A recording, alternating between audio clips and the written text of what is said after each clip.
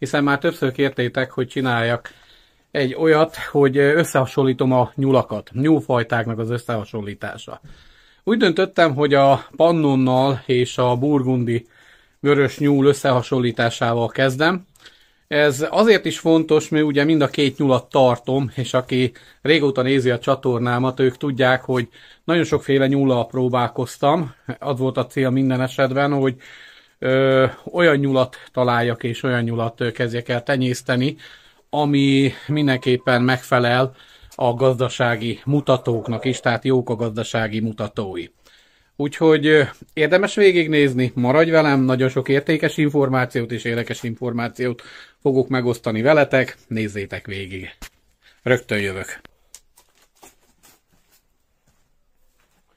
Na, sziasztok újra! Sajnos burgundi vörös nyulam nincsen, úgyhogy most nem tudok mellé tenni egy burgundi vöröset is, de mindenképpen felsorolom nektek azokat a különbségeket, hogy melyik nyúlnak mi az előnye, mi a hátránya a másikhoz képest. Ez egy pannonfehér nőstény, egy fiatal, 7 hónapos nőstény, 7,5 hónap, bocsánat, most lett bepároztatva, kb. 3 hete, tehát nem sokára már fialnia kell. Hát még nincs 3 hét, de durván egy ilyen, ha jól emlékszek, 18 napos. Na, most először is a burgundi nyúlnak a nagysága. Ugye a burgundi nyúl és a pannonfehér nyulat összehasonlítjuk, akkor így nagyságrendileg picivel kisebb a burgundi vörös, de vannak olyan tenyésztések, ahol eléri ugyanúgy a 4,5 kilót, akár az 5-öt is, főleg a burgundi vörösbe, tehát az új-zélandi egy picivel kisebb, mint a pannonfehér. Tehát súlyban nem tudok mondani, hogy különbség lenne a kettő között. Viszont a szaporulatot, ha megfigyeljük, ugye emlékeztek még a régebbi videóimra, míg a burgundi vöröset tartottam, mikor rátaláltam, nagyon meg voltam vele elégedve az addigi nyulaimhoz képest. Hiszen addig a német óriást tartottam, illetve oroszlánfejű, saját tenyésztésű óriásokat tenyésztettem ki, oroszlánfejű óriásokat, és úgy igazából nem voltam megelégedve se a populációval, se a születési arányal, se a nevelési arányal, de a burgundi vörössel már tudtam számolni, tudtam előre készülni, hogy esetleg vásárlókat el tudjak hússal látni. Na most a burgundi vörös átlagosan ilyen 6-7 hónapos korba éri el az ivarérettséget, ennek ellenére a pannonfehér már 4 hónaposan pároztatható. Sőt, úgy igazából vannak tenyészetek, ahol már 3,5 hónaposan beállítják tenyésztésbe. Az ideális az 5-6 hónap, hogy megvárjuk az anyának az 5-6 hónapos korát, és legalább legyen 3,5-4 kg nagyságú, mert akkor nagyon szép nyuszikat fog tudni kihordani és megfialni. Tehát minimum 2 hónappal le van maradva, de akár 3-mal is a burgundi vörös hozzá képest. Tehát lényegében a pannonfehér sokkal hamarabb fog fialni. Másik fontos dolog, hogy évente, ha jó éven volt, akkor egy 365 napon belül, még ha intenzíven is fialtattam, esetleg 3-szor tudtam a burgundi vöröset pároztatni és fialtatni. Tehát pároztatni tudtam, csak fialni nem fialt többször, mint 3-szor. Nagyon-nagyon egyedi eset volt, hogyha esetleg véletlenül lefialt negyedjére is, de inkább a 2-2,5 volt az arány. Tehát van úgy, hogy attól, hogy mikor kezdtem el a pároztatást, mikor állítottam be a folyamatba, de lényegében egy ilyen max. 3-mal lehetett számolni. Ennek ellenére a pannonfehért nyugodtan ráérek még pihentetni is, hiszen évente akár 5-6-szor is, hogyha megfelelő körülményeket mutató neki pároztatható, de minden esetben 4-szer évente simán lehet úgy, hogy a nyári nagymeleget kihagyod. Tehát az intenzív pároztatás mellett 4-szer. És ez a 4 az átlagosan, tehát egy alomnyullal többet hord ki. Tehát itt megint csak már 2 pont a pannonfehér javára. A harmadik dolog ugye az alomlétszám. A burgundi vörösnél átlagosan, ha jó az anya és minden stimmel, akkor ez 7 fiókával szokott maximalizálódni. Nagyon ritkán volt, hogy 8-at fialt volna, vagy 9-et burgundi vörösöm pedig nagyon jó anyáim voltak, és saját tenyésztésű burgundi és új-zélandi vörös hibrid nyulaim is voltak, de átlagosan a 7 volt a megengedhető, vagy az elfogadható darablétszám, amit elő tudtak varázsolni, úgymond az anyukák. Viszont a pannonfehérnél ez minimum 10, 9-10 darab. De ha csak 9-re veszem, akkor is ez minimum 2 darab nyulla, többet jelent fialásonként. És ha ehhez hozzáadok, hogy még egy fialást tud a burgundi vörösön kívül, amit a burgundi vörös nem, akkor látjuk, hogy a hús előállítása sokkal jobb. A következő dolog a gyarapodás. Tehát itt már 3 pont a pannonfehér javára. A következő a gyarapodás, ugye, bármennyire intenzíven fogom etetni a burgundi vörös nyulat, akkor se fog 4 hónaptól hamarabb, akkor se fog elérni 4 hónaptól hamarabb a vágás érettséget, és akkor is esetleg egy ilyen 3 kg 20 dekát tud produkálni 4 hónapos korára, aminek a hús kihozatala sokkal kisebb, tehát ilyen 55-58% körül mozog, mivel vannak nagyon sok burgundi vörösek, főleg a bakok, aminek vastag a bőre, a pannonhoz képest, tehát természetesen mindent a pannonhoz képest próbálok hasonlítani. Éppen ezért mondjuk egy 3 kilós nyúlból 1 kg 60 deka hús nyerhető ki, szembe a pannonfehér 1,8-1,9 kg-os hozamával. A pannonfehér mellette minimum 1 hónappal hamarabb éri el ezt a súlyt, 4 hónapos korra ő legalább 3,5 kg, és ilyenkor már kihozható 2,2 kg hús is, hogyha jó a vérvonalunk, tehát vágásonként, ami azt jelenti, hogy egy nyúlnál legalább egy ilyen 60 dekával több húst produkál, ugyanannyi tartásidő és kaja elfogyasztása mellett. Ugyanolyan takarmányt tesznek, nagyjából ugyanannyi takarmányt tesznek, tehát már itt 4 pont akkor a pannonfehér javára. Szintén fontos dolog, hogy mind a 2 nyúl, amikor az anyaságról beszélünk, hogy nevelik a kicsinyeiket, nekik egy egyforma pontozást tudok adni, mivel a burgundi vörös is nagyon jó nevelő, tehát képes bármit odaadni, és a pannonfehér is nagyon jó nevelő, tehát képes akár csontsoványra is lefogyni, akkor se fogja eldobálni a kicsinyeit. Mint tudjátok, vannak olyan nyulak, beszéltünk egyszer az egyik videóban arról, hogy ha érzi a nyúl, hogy valami problémája van, beteg, vagy nincsen megfelelően táplálva, sajnos képes azt is megtenni, hogy fialás után összeharabdálja a kisnyulait. Tehát ez is kiváltó ok lehet, nem csak ez, hanem ez is. Pannonnál ilyen szinte soha nem áll fent, szokott ilyen történni, mivel nagy a nyúlgazdaság, de sokkal minimálisabb az esélye, mint bármelyik más nyúlnál. Főleg, mint a burgundinál. A burgundi is ritkán szokott ilyet csinálni, tehát mint említettem, jó anya, tehát itt egyforma pontot adok nekik mindenképpen.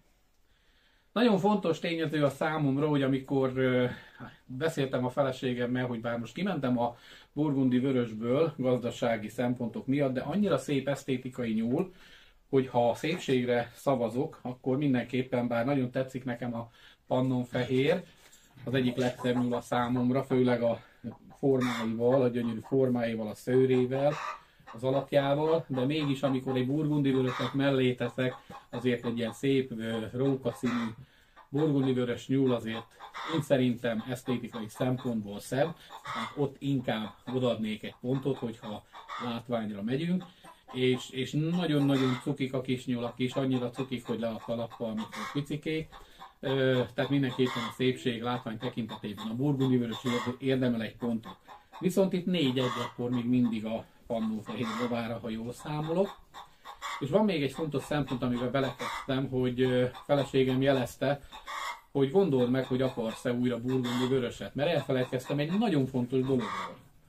Mégpedig, amikor vágni kell a burgundi vöröset, vagy a pannonfeheret. Mi a különbség a nyúzás között? Általában az idő. Egy pannonfeheret ki tudok bújtatni a lundájából átlagosan maximum 2 perc alatt, tehát a vágás megkezdésétől számítva, Hát hogyha úgy számoljuk, hogy már tehát a nulla elhalálozott, ugye, akkor kezd el a nyúzást. A burgundi vörösnél viszont vagy szerencsém van, és jól lejön a bőre, vagy nem. És általában tapasztalat az, főleg a dakoknál, hogy hát nincs szerencsém. Úgy kellett milliméterről, centire lefejteni a bőrüket, főleg, hogyha már több mint 6 hónaposak voltak. Még a 3-4 hónapos, vagy inkább a 4 hónapos, ugye akkor kezdtem el vagdosni őket, még csak-csak elfogadható volt, de az attól idősebbnél gyerekek rendesen volt, úgyhogy belekapaszkodtam a bőrébe, és nem jött le, mint a többi nyúlnál, hanem szépen késsel, főleg milliméterre nyúzni kellett, és ha volt egy idősebb vak, amit meg kellett nyúznom, mondjuk egy 3 éves vak, gyönyörű szép volt, meg nagy volt, meg minden, de hát egy az egyben már szólni akartam a szomszéd hentesnek, hogy gyere már segíts be, mert egyszerűen nem tudom leszedni a bőrét. A kés nem vitte, ami volt nekem azt a hártyát, tehát rettentő vastag volt a bőre. Lehetséges, hogy ez csak az én nyulaimnál volt így, nem tudom. Nem beszéltem csak egy más tenyésztővel, aki megerősítette ezt az észrevételemet a burgundi borosnél. Tehát megint csak itt azt mondom, hogy feldolgozás szempontjából megint csak a pannonfehér kapja a pontot. A húsosság, hiszen bár a kilogramban jobbat hozza a pannonfehér, de ugyanolyan formás a burgundi vörösnek is a teste, mint a pannoné, tehát itt megint csak a szépségre visszatérve egyforma pontot adok neki. Tehát ha mindent összevetünk, hogy amikor azt mondjuk, hogy azon gondolkozol, hogy mit is kellene tartanod, melyik lenne az az ideális nyúl. Hát osztályozd először is a saját szempontodból, és még egy nagyon fontos dolog kimaradt. A burgundi vörösnek van egy viszont fontos előnye a pannonnal szemben. Mégpedig az, hogy úgy igazából bármivel etetheted, bármivel. Tehát nem szükséges, nem igényli a tápot, mint például a pannon. A pannon igényli, mert egyszerűen hát sokat fial, ugye sokat nevel, jól tejel, és úgy van kialakítva, genetikailag úgy van kitenyésztve, hogy mindenképpen tápra van szükség, és rengeteg vízre. A burgundi vörös viszont egy nagyon igénytelen állat a pannonhoz képest. Ha bármit raksz elé, amit ő meg tud rágni, legyen az fagajtól megkezdve, tengeri góré, száraz góré, tengeri, és még sorolhatnám bármi, fű, ilyen fű, olyan fű, mindent megesz, nem válogat, és lassan, de biztosan el fog érni a vágósúlyt.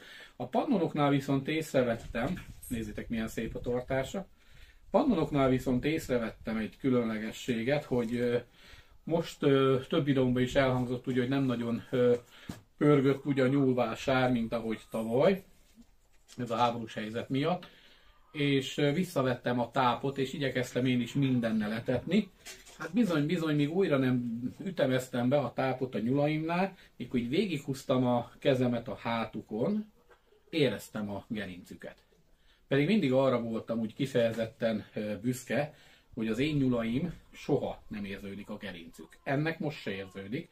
Tehát itt, ha végighúzom a kezemet, itt egy tömör húsfolyam van. Tehát szinte belefeszíti a bőrét, annyira. Ugyanilyen a burgundi is. Csak a különbség az, hogy neki adhatsz bármit.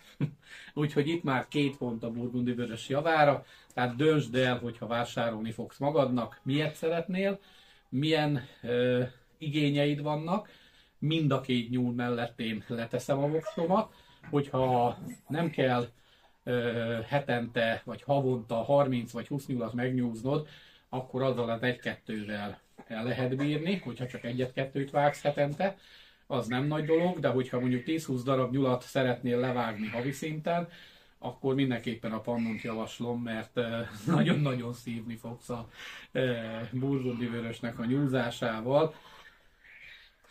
És szerintem itt be is fejezem. Ha tetszett a videóm, akkor kérlek iratkozz fel a csatornámra, és az lenne még a kérésem, hogy ne csak iratkozz fel, hanem ugye vegyél is részt abba a játékba, ami most meg van hirdetve. Ugye lehet nyerni 2 darab pannonfehér nyulat és német óriást is, de a pontos részleteket megtalálod a videókban. Ugye azt hiszem 3 hónappal ezelőtt, vagy 2 hónappal ezelőtt raktam fel a Játsza Beregszászi nyúltenyésztővel videót, ott minden részletet megtalálsz, nézd végig, legyél csatornatag, és még egy kérésem lenne hozzátok, hogy ha szeretnétek, hogy minél több emberhez eljusson ez a videó, vagy szeretnétek ezzel is támogatni, akkor írjatok valamilyen kommentet a videó alá, hiszen minden hozzászólás az algoritmusnak azt üzeni, hogy a YouTube-nak az algoritmusának, hogy nektek tetszett a videó, még ha negatív is a hozzászólás, azt is elfogadom a kritikákat, és várom is a hozzászólásokat, és minél több embernek fogja akkor megjeleníteni. Tehát, hogy igazából rajtatok függ, hogy most egy videónak a nézettsége 1000 fő, vagy 5000 fő, vagy 20 000 fő.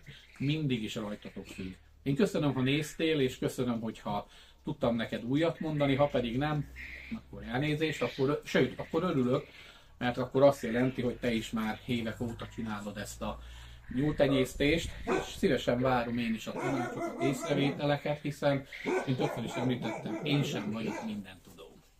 Sziasztok!